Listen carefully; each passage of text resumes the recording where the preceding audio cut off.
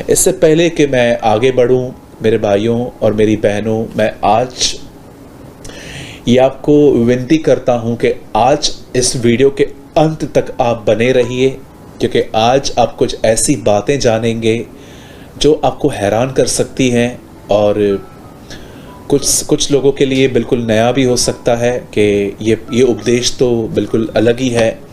और मैं बिलीव करता हूं कि आज आप ट्रेमेंडसली ब्लेस्ड होने वाले हैं। इससे पहले कि मैं आज के वचन की शुरुआत करूं, मैं चाहता हूं आप में से हर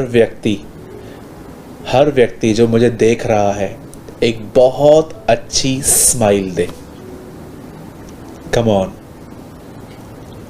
आप में से जितने भी लोग आप मुझे देख रहे हैं, एक अच्छी स्माइल दीजिए और हो सके तो जोर से हंसिए। अपनी तकलीफों पर हंसिए, शैतान पर हंसिए, अपनी परिस्थितियों पर हंसिए। दुखी तो सब होते हैं, लेकिन जो हंसता है वो ओवरकम कर सकता है। Come on, laugh, हंसिए।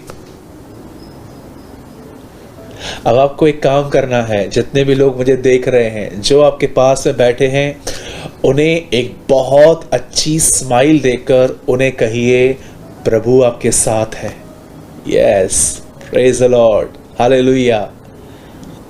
आप में से जितने भी लोग मुझे देख रहे हैं इस समय, जो आपके पास में बैठे हुए हैं, उन्हें एक बहुत अच्छी खड़ूस स्माइल नहीं, एक बहुत अच्छी स्माइल देकर उन्हें कहिए, प्रभु आपके साथ है। Yes, praise the Lord. आइए, मैं चाहता हूं जैसे हम हमेशा से कुछ कन्फेशंस करते आए हैं, मैं चाहता हूं एक बार फिर से आज हम कुछ कन्फेशंस करें। और याद रखिए, बिलीव कीजिए कि जो आप कहेंगे वो आप आने वाले दिनों में देखेंगे। बाइबल कहती है, जो कोई अच्छे दिन देखना चाहता है और भलाई देखना चाहता है, याद रखिए, जिंदगी की इच्छा करता है, वो अपने मुंह से बुराई को रोके रहे, छल की बातों को रोके रहे। और बाइबल बताती है, तुम बोलो तो ऐसे बोलो मानो परमेश्वर का वचन बोलते हो।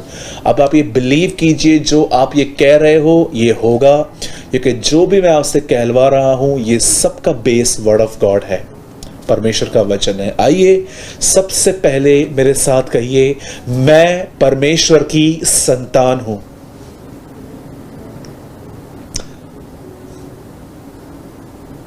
परमेश्वर मेरा पिता है। मैं यीशु मसीह में धर्मी हूं।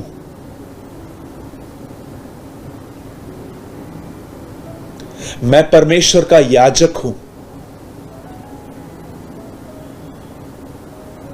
प्रभु ने मेरे लिए घर बनाया है और बहुत जल्द वो मुझे लेने आएगा।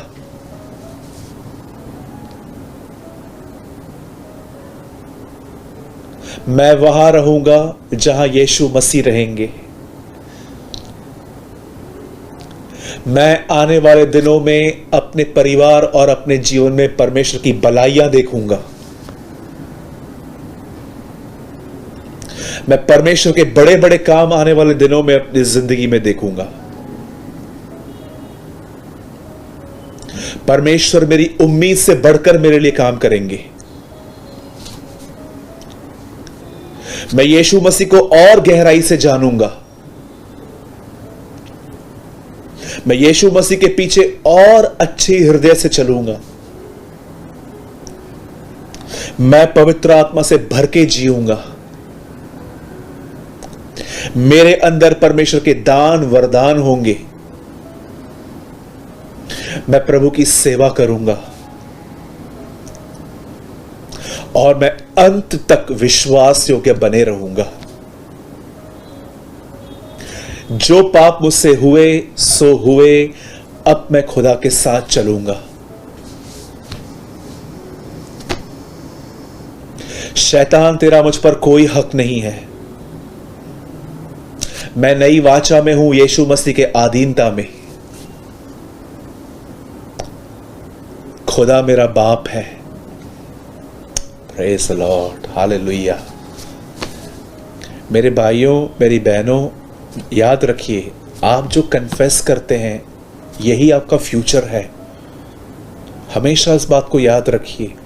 नीति वचन में लिखा गया है, जीभ के वश में ही जीवन और मौत है, और जो इसे काम में लाना जानता है वो उसका फल भोगेगा।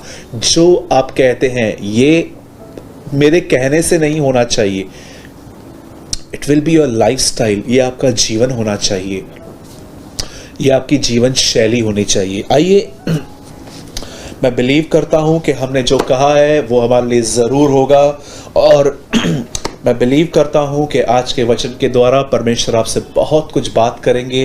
इससे पहले कि मैं आज के टॉपिक में आऊं, मैं उससे पहले आपके साथ कुछ और बात भी करना चाहता हूं। जैसे मैं हमेशा मीटिंग स्टार्ट करने से पहले आपको कुछ समय तक काउंसलिंग देता हूं, कुछ समय तक मैं आपको कुछ समझाता हूं जो आपकी डेली लाइफ में बहुत काम में आता है। मैं चाहता हूं आप ध्यान दीजिए। एक प्रार्थना ऐसी होती है जो हम घुटनों पर बैठ के करते हैं। एक प्रार्थना ऐसी होती है जो हम चल फिर कर करते हैं। एक प्रार्थना ऐसी भी होती है जिसमें जुबान नहीं खुलती है लेकिन मन बात करता है। एक प्रार्थना ऐसी भी होती है जहां पर आंसू खुदावन से बात करते हैं। और एक दुआ ऐसी भी होती है कि पता ही नहीं चलता लेकिन दुआ चालू है अनकॉन्शियसली। आपने देखा होगा यीशु मसीह ने गसमनी में प्रार्थना की थी और उस समय वो घुटनों पर थे। एक समय ऐसा भी था कि जब यीशु मसीह लाजर की कब्र के बाहर खड़े हुए और वो चलते चलते दुआ करते आ रहे थे। आपने एक प्रार्थना ये भी देखी होगी कि कई बार हमारे आंसू परमेश्वर से बात करते हैं। लिखा है, आंसू बहा बहा कर परमेश्वर से यीशु मसीह दुआएं करते थे। एक प्रार्थना ऐसी भी होती है कि जब गहजी वापस आया तब एलीशा उस घर में गया और उसने चलते चलते प्रार्थना की थी।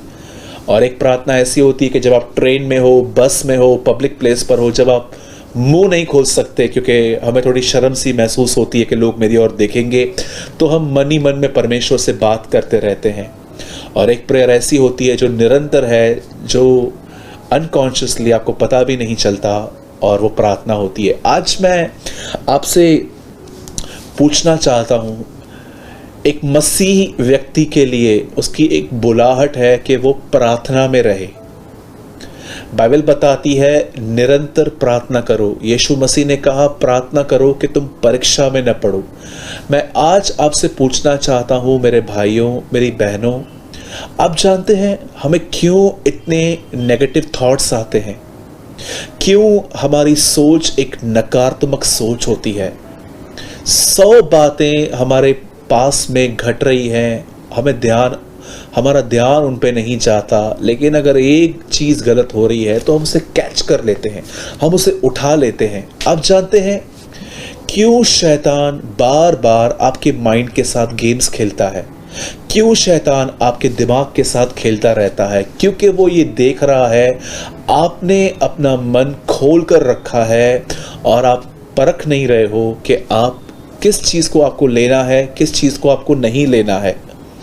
मैं हमेशा से एक एग्जाम्पल देता हूँ कि अगर ये एक दीवार है और ये मेरे हाथ में पेन है, अगर मैं इस पेन को उठाकर इस दीवार पे फेंकूंगा तो ये आगे नहीं बढ़ेगी, ये इसको टकरा के वापस नीचे गिर जाएगी। आप जानते हैं जब आप दुआ करते हैं आपके साथ यही होता है। शैतान बहुत सारे ख्याल आपको देता रहता है, लेकिन उसके कोई ख्याल जो है आपके पास नहीं पहुंच पाते, या आप तक पहुंचते भी हैं तो आपके अंदर एक ताकत होती है उनसे लड़ने की, क्योंकि आपने अपने जीवन में प्रार्थना करना सीख लिया है। आप जानते हैं प्रार्थना न करना एक पाप है। अगर आप बाइबल को आराम से पढ़िए तो शमूएल में लिखा गया है, शमूएल इज़राइलियों को कहता है, क्या मैं तुम्हारे लिए प्रार्थना न करके पाप करूं? आप यीशु मसीह को देखिए, कितना समय he was a man of prayer, वो एक प्रार्थना करने वाला व्यक्ति था। एंड स्टिल अगर आप यशाया 53 अध्याय पढ़ो तो कहता है कि वो आज भी अपराधियों के लिए दुआएं करता है। मेरे भाइयों, मेरी बहनों, एक मसीह होने के नाते आप में से हर व्यक्ति को ये जानना है कि मैं डे बाय डे अपनी प्रेयर लाइफ में कैसे ग्रो करूं। कई सारे जो लोग होते हैं मुझसे पूछते हैं कि सूरज भाई हम प्रार्थना कैसे करें? मैं आपसे पूछना चाहता हूं, आप अपने बच्चों को शेप देते हैं वर्ड्स में, बेटा ऐसा नहीं ऐसा कह, ऐसा नहीं ऐसा कह, पर उन्हें बोलना, उनके अंदर से जो आवाज निकलती है वो आप उन्हें नहीं सिखाते, वो खुद ब खुद निकलती है। मेरे भाइयों मेरी बहनों, प्रार्थना सिखाने वाली चीज नहीं है कि मैं आपको बैठ के टीच करूं कि पहले ये कहो, पहले ये कहो, पहले ये कहो। आप जानते हैं प्रार्थना क्या है? जो आपके दिल में है वो परमेश्वर को बताना इज अ रियल प्रेयर। चाहे आप खुश हैं, आप अपनी खुशी खुदावन के साथ बांट रहे हैं कि खुदा मैं खुश हूं क्योंकि मेरा जॉब में प्रमोशन हुआ, मेरा बिजनेस ग्रो कर रहा है, मुझे बच्चा हुआ है, वगैरह वगैरह। बाइबल बताती है जब तुम दुखी हो तो प्रार्थना करो और जब खुश हो तो प्रभु की स्तुति करो। अगर आप खुश हैं तो बाइबल बताती है आप प्रभु से बात कीजिए, भले स्तुति करिए, लेकिन आप दुखी हैं तो अपना पेन आप परमेश्वर के सामने उंडेल दीजिए। मेरे भाइयों मेरी बहनों, आज हमारी जो मसीहत है, आपको पता है वो ठंडी क्यों है? क्योंकि उन्होंने अपने लाइफ में प्रेयर को कोई खास स्थान नहीं दिया है। आप यीशु मसीह को देखिए, बाइबल बताती है उसने कहा निरंतर प्रार्थना करो। वो गसमनी में प्रार्थना कर रहा था, वो पहाड़ पे चेलों को सिखा रहा था कि जब तुम प्रार्थना करो तो कहो ऐ हमारे पिता तू जो स्वर्ग में है, तेरा नाम पवित्र ठहरे, तेरा राज्य आए। उससे चेलों को कहा कि खेत के स्वामी से प्रार्थना करो कि वो खेत के स्वामी से कहो कि वो मजदूरों को भेजे। उसने फरीसियों की प्रार्थना को बताया कि तुम्हारी प्रार्थना गलत है, क्योंकि वो हमेशा अपने भले कामों को परमेश्वर के सामने रख के प्रार्थना करते थे, मैं ये करता हूं, मैं ये करता हूं। उसने हमें सिखाया कि तुम प्रार्थना करो तो कहो ऐ हमारे पिता। और उसने चेलों को प्रार्थना करना सिखाया कि तुम्हें निरंतर उस विधवा के समान मेरे सामने आना चाहिए। उसने क्रूस पर प्रार्थना की। मेरे भाइयों मेरी बहनों, मैं आपसे पूछना चाहता हूं, सिर्फ 2, 4, 5 मिनट प्रार्थना करना कोई गलत बात नहीं है, ना से ये बहुत अच्छा है। पर कितने लोग हैं जो निरंतर प्रार्थना करना सीख रहे हैं? मैं आपको बताना चाहता हूं, कोई भी काम आसान होने से पहले वो हार्ड होता है, लेकिन जब हम उसको रोज रोज प्रैक्टिस करते हैं तो वो हमारे लिए आसान हो जाता है। कई बार प्रार्थना भी ऐसे ही होती है। आपको ये जानना है कि कई बार प्रार्थना भी ऐसे होती है, कई बार हमें मन नहीं करता है लेकिन हमें करना पड़ता है। पौल कहता है मैं अपने आप को मारता, कूटता और वश में लाता हूं। पौलुस जैसा व्यक्ति भी कहां ना कहां अपना इनकार करके प्रतिदिन प्रभु में बढ़ता था। मुझे एक बार किसी ने पूछा, सूरज भाई क्या आपसे प्रभु बात करते हैं? मैंने कहा यस, प्रभु मुझसे बात करते हैं क्योंकि मैं उसकी भेड़ हूं और ये मेरा हक है कि खुदावन मुझसे बात करे। उन्होंने कहा कि ब्रदर परमेश्वर हमसे बात क्यों नहीं करता? मैं आप में से हर व्यक्ति से, जितने भी लोग मुझे YouTube पे सुन रहे हैं, Facebook पे सुन रहे हैं, मैं आपसे एक सवाल पूछता हूं, क्या कभी कभी आपके दिल में परमेश्वर या आपके अंदर, आपके हृदय में कभी कभी ऐसी आवाज आती है, उठ प्रार्थना कर, कम ऑन प्रे? वो परमेश्वर की आवाज होती है। आप जानते हैं इब्राहिम के समय में प्रभु ने उससे कहा सब कुछ छोड़ और मेरे पीछे चल। पर जानते हो सेकंड वॉइस तब तक नहीं आया जब तक इब्राहिम ने लूत का साथ नहीं छोड़ा। जैसे उसने लूत का साथ छोड़ा तब प्रभु ने कहा अब अपनी आंखें उठा, जहां तक देख सकता है देख, ये जमीन तेरी है। जब तक आप पहली आवाज को एक्सेप्ट नहीं करते, स्वीकार नहीं करते, ओबे नहीं करते, परमेश्वर आपको सेकंड वॉइस कैसे दे सकता है? जब एक व्यक्ति ने प्रार्थना को ही रिजेक्ट कर दिया कि नहीं मुझसे, मैं नहीं करूंगा, मैं जो और बहुत सारे काम हैं, तब परमेश्वर आपसे दूसरी बात कैसे बात करेगा? मुझे बताइए। जब आपने पहली बार उसकी आवाज को सुन के आपने रिजेक्ट कर दिया, आप अपनी लेजीनेस को बीच में लेकर आ गए, ओ प्रभु रुकिए मैं करता हूं थोड़ी देर के बाद, या हम सब काम निपटाने के बाद। नो, ऐसा नहीं होता। यीशु ने कहा उठो प्रार्थना करो कि तुम परीक्षा में न पड़ो। उन्होंने सुना पर वो वापस आराम करने लग गए। फिर यीशु ने कहा, लेकिन जानते हैं जब उन्होंने यीशु की बात नहीं मानी क्या हुआ? आगे चल के सब भटक गए, सब यहां वहां गुम हो गए, सब यहां वहां चले गए। अगर वो प्रार्थना करने वाले व्यक्ति होते तो वो भी यीशु के साथ खड़े होते, भले ही उन पे सताव भी क्यों ना आता। मेरे भाइयों, मेरी बहनों, आप में से जितने भी लोग मुझे देख रहे हैं, मैं आपसे विनती करता हूँ, ये वो दिन है जो अंतिम दिन है। मैं आपको एक वर्ड शो करता हूँ। शायद आपने ये वर्ड मुझसे पहले भी सुना होगा, आपकी स्क्रीन पर आ रहा है। जरा देखिए क्या कहता है संत पतरस प्रार्थना के विषय में। पहला पतरस और उसका 4 अध्याय और उसका 7वां वचन इस समय आपके स्क्रीन पर है। सब बातों का अंत तुरंत होने वाला है। 2000 साल पहले, 21 साल पहले एक व्यक्ति लिखता है उस समय कि सब बातों का अंत तुरंत होने वाला है। तुरंत, बहुत जल्दी। जरा सोचिए, अगर उस समय तुरंत लिखा जा रहा है तो आज हम क्या कहें। सब बातों का अंत तुरंत होने वाला है, इसलिए संयमी होकर प्रार्थना के लिए सचेत रहो।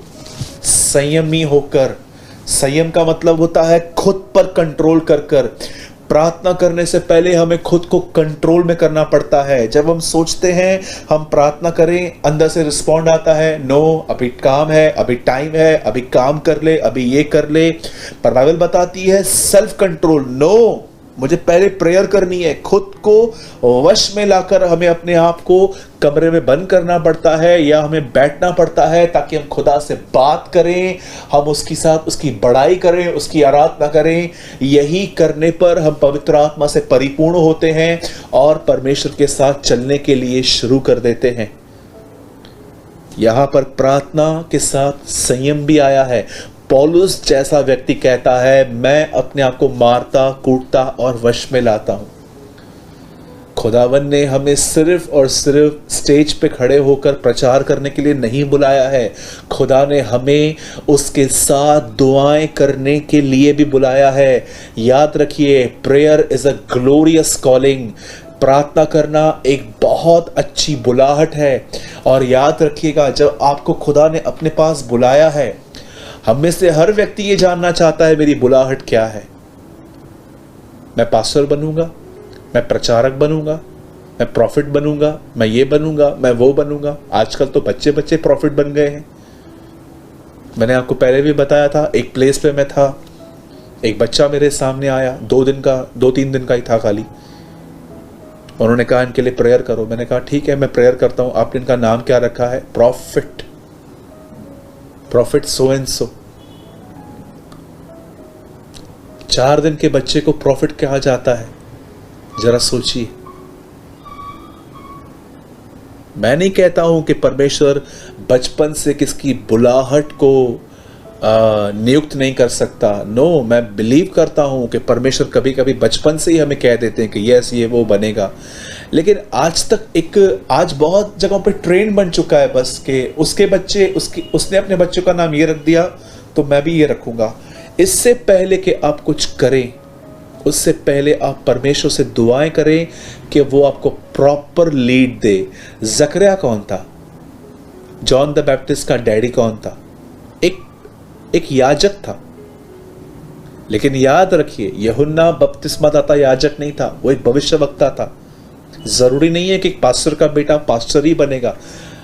परमेश्वर हर एक को अलग अलग तरीके से उपयोग करता है। मैं नहीं कहता हूं कि एक पास्टर का बेटा पास्टर नहीं बन सकता, पर मैं ये कहना चाहता हूं अपना समय दुआओं में बिताइए ताकि परमेश्वर आपको प्रॉपर लीड कर सके।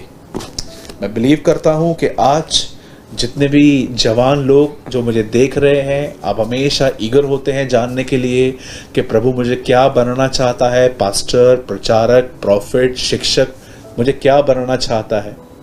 तो मैं आपको बताना चाहता हूं, सबसे पहली आपकी कॉलिंग है प्रार्थना में समय बिताओ। सिर्फ डिपेंड मत रहो कि एक प्रॉफिट आएगा और मेरे ऊपर हाथ रख के मुझे बताएगा। परमेश्वर से भी पूछो कि वो क्या चाहता है, वो क्या बनना चाहता है आपको। आइए, इससे पहले कि हम आज के वचन को शुरुआत करें, हम सब अपनी बाइबल ओपन करेंगे और हम सब खोलेंगे भजन संहिता 121, 121।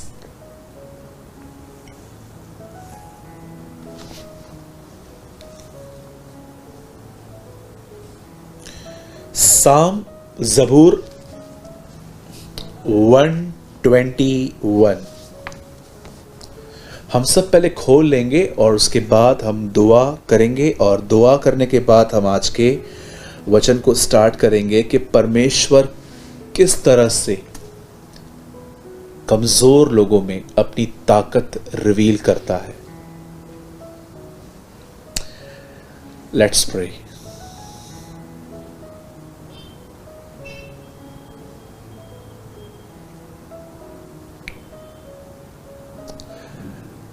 हमारे जीवित और महान प्रभु परमेश्वर, पवित्र पवित्र पवित्र, जो था और जो है और जो आने वाला है, जो जीवन की रोटी और जीवन का जल है। पिता, हम यीशु के नाम में आपके पास आते हैं, अपने हाथों को तेरी ओर फैलाते हैं और तुझसे मांगते हैं कि आज हमें एक बार फिर से अपना जीवित वचन दे, हमसे बात कर, हमें आशीष दे। तेरी आवाज ही हमारे लिए आशीष है।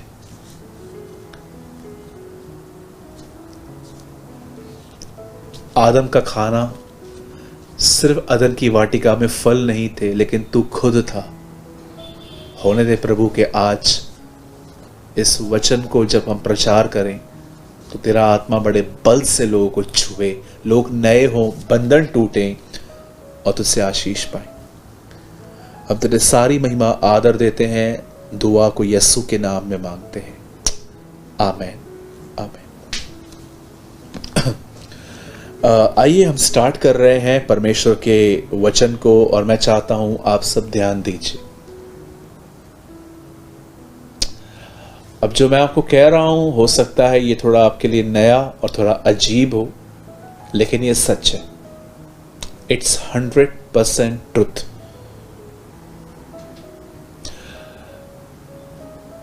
दुनिया के जो लोग हैं, जो मसीह में नहीं हैं, आप जानते हैं वो अपनी सक्सेस को कैसे तोलते हैं?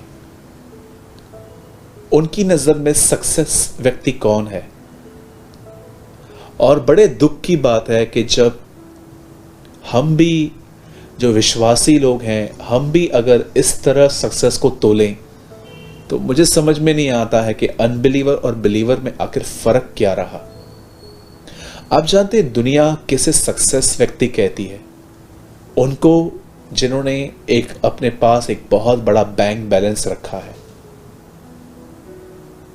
दुनिया उन्हें अमीर देखकर कहती है ये सक्सेस है।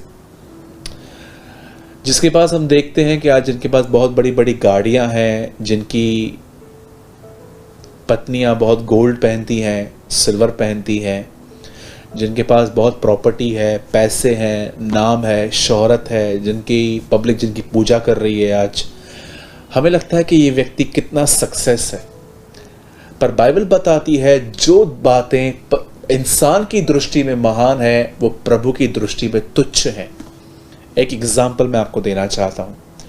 आप जानते हैं हम गोल्ड को सर पे रखते हैं, कुछ लोग सर पे रखते हैं, कुछ कानों में लगाते हैं, कुछ यहाँ पहन लेते हैं, कुछ हाथों में कंगन बना के पहन लेते हैं। पर आप जानते हैं जिस चीज़ को हमने अपने लाइफ में तिजोरियों में बंद कर करके रखा है, बैंक के लॉकर्स में रखा है, अगर आप बाइबल को आराम से पढ़ें तो स्वर्ग में सोने की सड़कें हैं, सोने के रास्ते हैं, रास्तों पे लोग चलते हैं।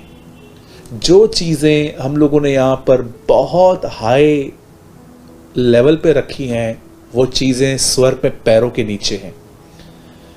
बहुत बार हम अपने आप को इन बातों से तोलते हैं कि हमारे पास बहुत बड़ा घर है, हमारे पास गाड़ियां हैं, हमारे पास पैसे हैं, हमारे पास ये है, हमारे बच्चे एब्रॉड में पढ़ते हैं, वगैरह वगैरह। पर मैं आपको बताना चाहता हूँ, आप जानते हैं परमेश्वर की नज़र में एक सक्सेस व्यक्ति क्या है? कैसे परमेश्वर एक व्यक्ति को तोलता है और ये कहता है yes he is a success mature and complete man. आप जानते हैं जब हम बचपन में जब हम पैदा होते हैं, बचपन से ही हमारे पास अपने लिए अपने ऊपर बहुत भरोसा रखते हैं हम जिसे इंग्लिश में हम कहते हैं सेल्फ कॉन्फिडेंस, अपने ऊपर भरोसा करना। आपने देखा होगा कि बचपन से हमें अपने ऊपर बहुत भरोसा करना सिखाया जाता है कि नहीं, तुम कर सकते हो, तुम आगे बढ़ो, वगैरह वगैरह, और हम कई बार सब काम खुद पर ले लेते हैं। आप जानते हैं, परमेश्वर की नज़र में एक सक्सेस व्यक्ति वो है, या आप ये कह सकते हो कि परमेश्वर की दृष्टि में एक आशीषित व्यक्ति वो है जिसको परमेश्वर उसके सेल्फ कॉन्फिडेंस को तोड़ने में कामयाब हुआ है, और परमेश्वर ने उससे स्वयं पर निर्भर रहना सिखाया है। That is the most important thing. आज भी आप देखते रहेंगे, थके हुए लोग भी वही हैं जो सब कुछ अपने ऊपर लेके बैठते हैं, मुझे ये करना है, मुझे ये करना है, मुझे ये करना है।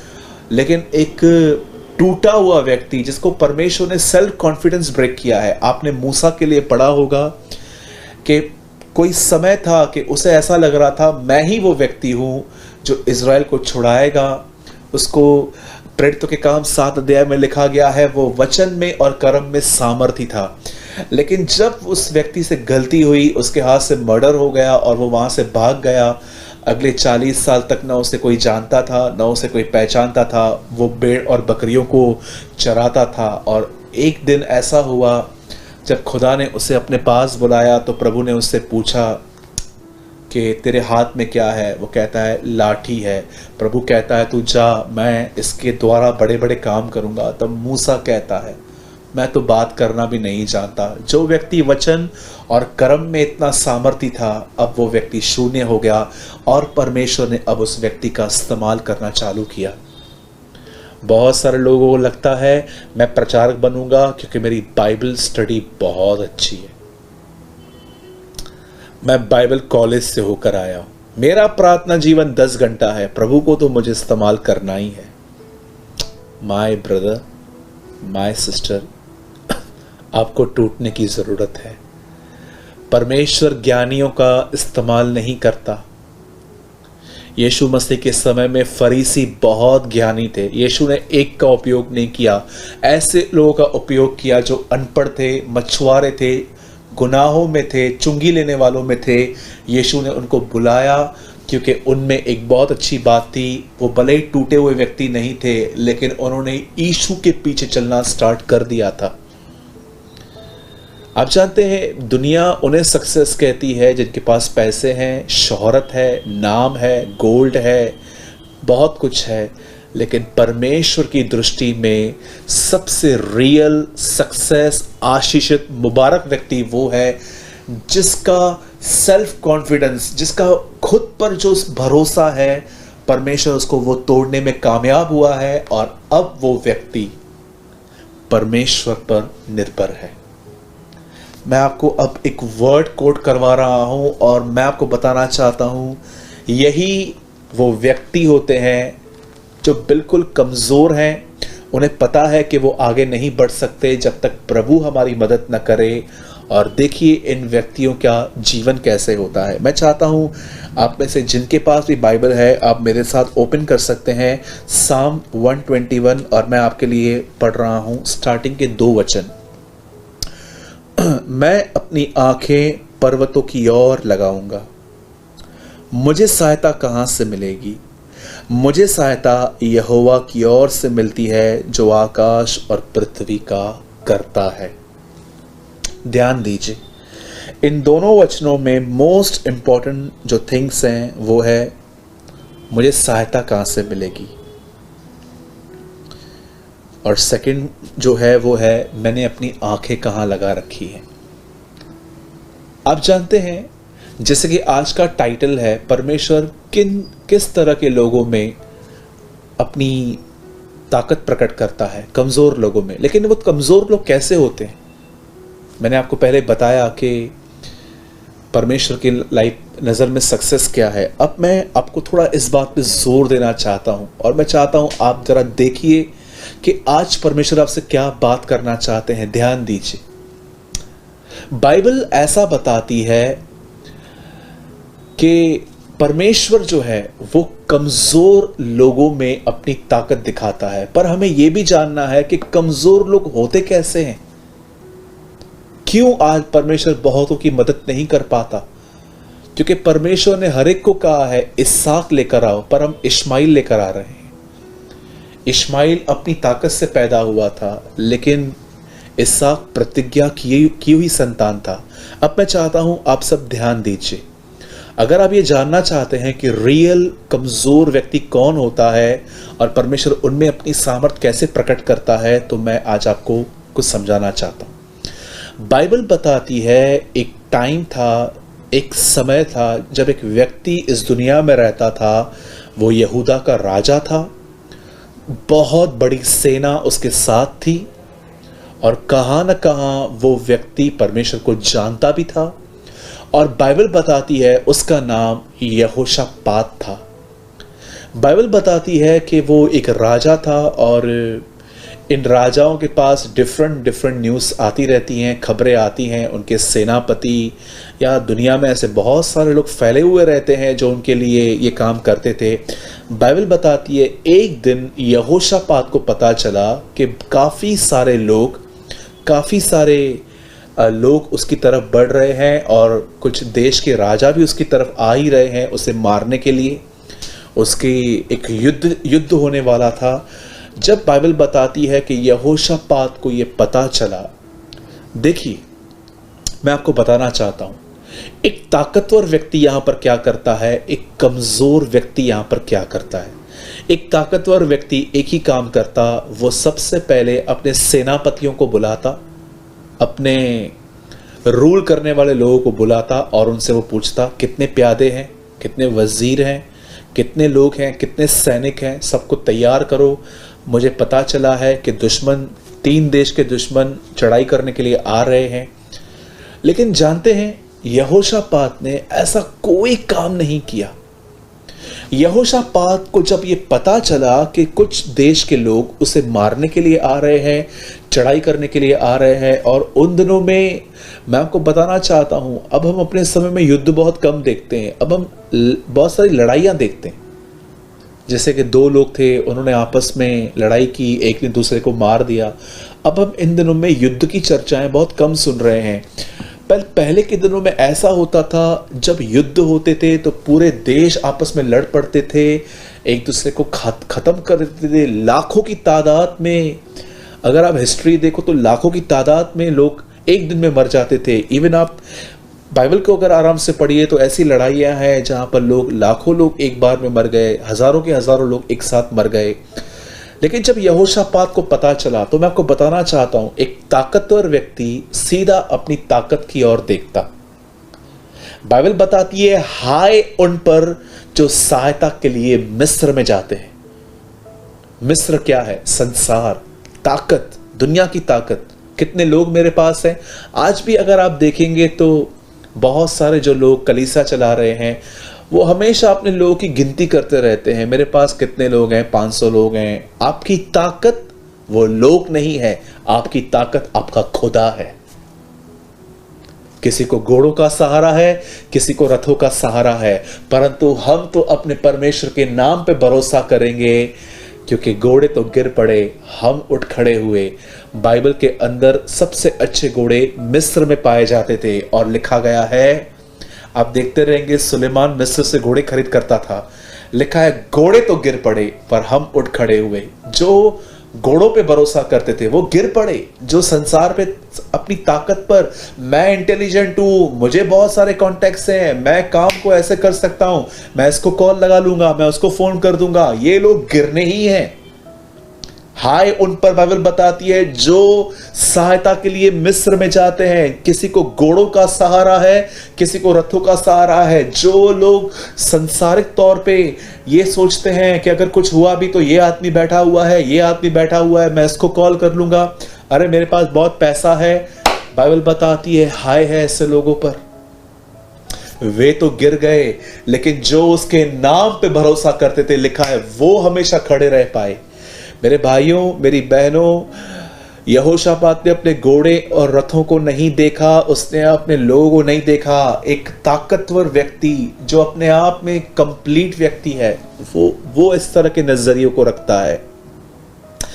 लेकिन बाइबल बताती है यहोशापात प्रभु के भवन में गया, उसने सारे लोगों को इकट्ठा किया, उपवास किया, और वो प्रभु को दो बातें कहता है जो आज मैं आपको हाईलाइट करना चाहता हूं, और मैं चाहता हूं आप जानो कि यही दो बातें होती हैं जो दर्शाती हैं कि ये व्यक्ति कमजोर है और परमेश्वर ऐसे ही लोगों पे अपनी ताकत और अपनी मदद रिवील करता है। आप जानते हैं यहोशापात अपनी प्रार्थना में दो चीजें कहता है। पहली चीज आप आराम से पढ़ सकते हैं, सेकंड इतिहास 20 अध्याय में। वो पहली चीज जो एक कमजोर व्यक्ति कह रहा है वो ये है, वो कहता है वह जो बड़ी भीड़ हमारे सामने आ रही है, हमें बुद्धि नहीं है कि हम किस तरह उनसे लड़े। हिंदी में लिखा है हमें कुछ सूझता नहीं है, इंग्लिश में लिखा है हमारे पास विजडम नहीं है, हमें कुछ सूझता नहीं है। और दूसरी चीज वो कहता है ना ही हमारे पास शक्ति है।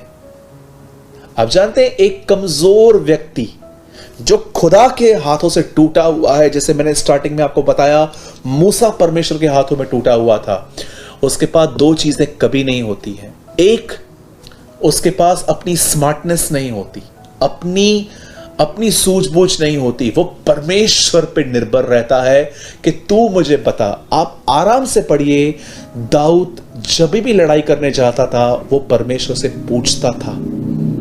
कई बार प्रभु उसको कहता था यहां से जा, कभी कभी प्रभु उसको प्लानिंग चेंज करवा के बोलता था यहां से जा, और वो हर युद्ध जीता है। आपको पता है जो लोग बहुत अपने आप में अक्लमंद हैं, बहुत सारे समझदार हैं, परमेश्वर की बुद्धि एक अलग चीज है, लेकिन जब कुछ लोग अपने आप में स्मार्ट हैं, हमेशा सोचते रहते हैं मैं ऐसा करूंगा, मैं ऐसा करूंगा, पर वो खुदा के पास नहीं जाते कि तू मुझे अगुवाई कर, ये वो लोग हैं जो अभी भी बहुत ताकतवर हैं और इन्हें टूटने की जरूरत है। और दूसरी चीज जो वो कहता है, बोलता है हमारे पास ताकत नहीं है। आप जानते हैं यही वो दो लोग होते हैं जिनके लिए परमेश्वर हमेशा सहायता करने के लिए आगे आता है, क्योंकि न उनको आगे चलने के लिए बुद्धि है, न उनको आगे बढ़ने के लिए शक्ति है।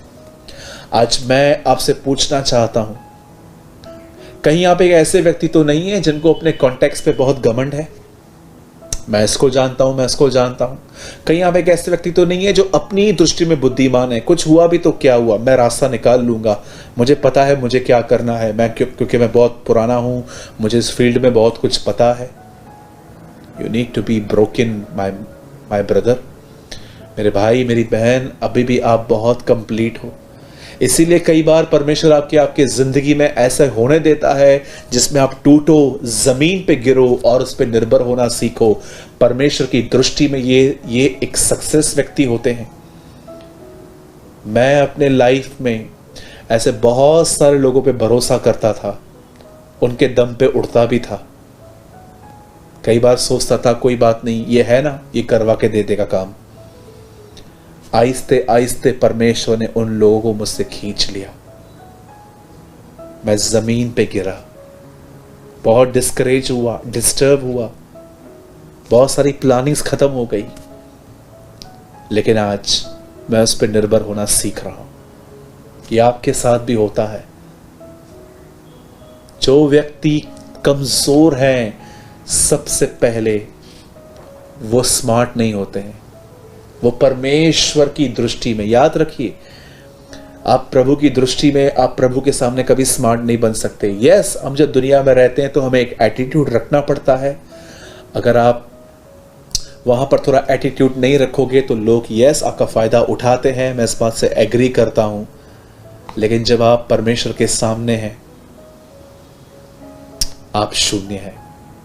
आपको ये बात जाननी है कि आपको इस तरह जिंदगी जीनी है कि एक तरफ आपको पूरा 100% रहना है, पर एक तरफ आपको पूरा 0 रहना है। यीशु यही समझाने की कोशिश कर रहे थे, सांप के समान चतुर और कबूतर के नाई बोले बनो। इसका मतलब क्या है कि आप अपने आप में ऐसे रहो कि आप दुनिया के सामने ऐसे दिखो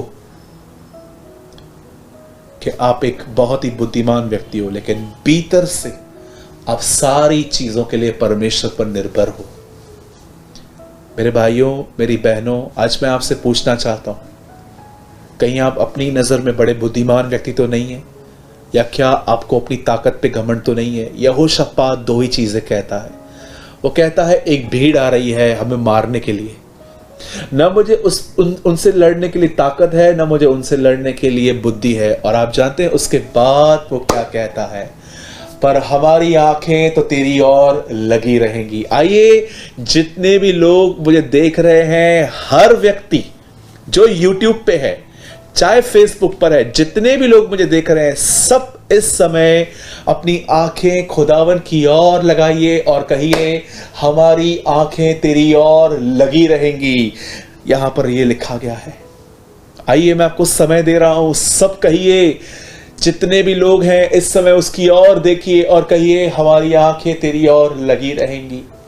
आइए दोबारा कहिए हमारी आंखें तेरी ओर लगी रहेंगी, हमारी आंखें तेरी ओर लगी रहेंगी।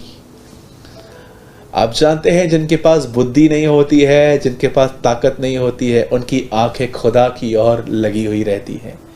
ये एक टूटे हुए व्यक्ति की पहचान होती है, ये एक कमजोर व्यक्ति की पहचान होती है। बाइबल बताती है उसने प्रार्थना की और पवित्र आत्मा एक व्यक्ति पे उतरा।